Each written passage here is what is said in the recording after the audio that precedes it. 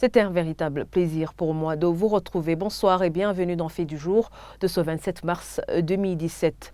Et des écrits à l'aide du son ont été faits sur les murs d'une boutique de la parcelle où habite la famille du journaliste d'Iwachu, Jean Bigirimana, porté disparu depuis juillet 2016. C'était au quartier Gituro de la zone Kamenge. La famille de notre collègue le vit comme une menace envers elle. Elle demande que sa sécurité soit renforcée. Dorine Niungeko s'est rendue sur place, son reportage. Sur ce mur, c'est écrit avec du son Keba, tranché en français. C'est à Gituro, dans la zone de Kamenge, au domicile de la femme de Jean Bigirimana, le journaliste d'Iwachu porté disparu depuis le 22 juillet 2016.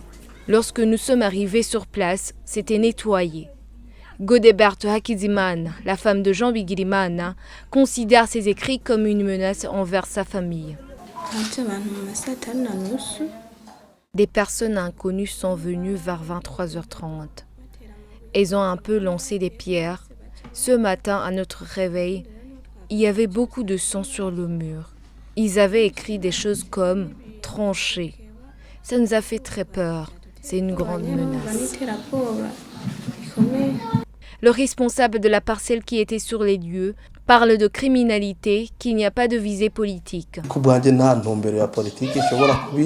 Pour moi, je ne pourrais pas l'orienter vers la politique. C'est même difficile de faire une analyse. Je pense que c'est de la criminalité. Je pourrais ne pas dire qui cherchait le propriétaire de la parcelle ou lui faire du mal parce qu'il n'est pas ici, il ne vit pas ici. Même pas dans les locataires, car je connais aucun mal d'eux. Il n'y a pas de provocation ou de conflit entre eux. Pour le conseiller collinaire du quartier de Gituro, c'est un simple cas isolé qui ne reflète en aucun cas la situation sécuritaire du quartier. Ici, dans le quartier Gituro, il n'y a pas de problème avec la sécurité. La sécurité est tout à fait normale. Maintenant, c'est que je vais mener des enquêtes à ce ménage. Je la tranquillise, bien sûr, la dame, qu'elle soit à l'aise, il n'y a pas aucun problème. Nous, les autorités du quartier, nous allons passer là pour voir comment est la situation, si il y avait des menaces. Cette mère de 2 enfants interpelle la police de veiller sur sa sécurité car elle est terrifiée. Selon elle, des gens prétendent qu'elle est riche. Elles arrivent même à lui prêter 2 millions de francs burundais qu'elle n'a pas. Et le porte-parole de la police nationale dit ne pas être au courant de ce cas. La police n'interviendra que si la famille l'alerte, précise Pierre Moulikié. On l'écoute. La police n'entreprend rien, d'autant plus qu'elle n'est pas encore au courant des faits que vous alléguez.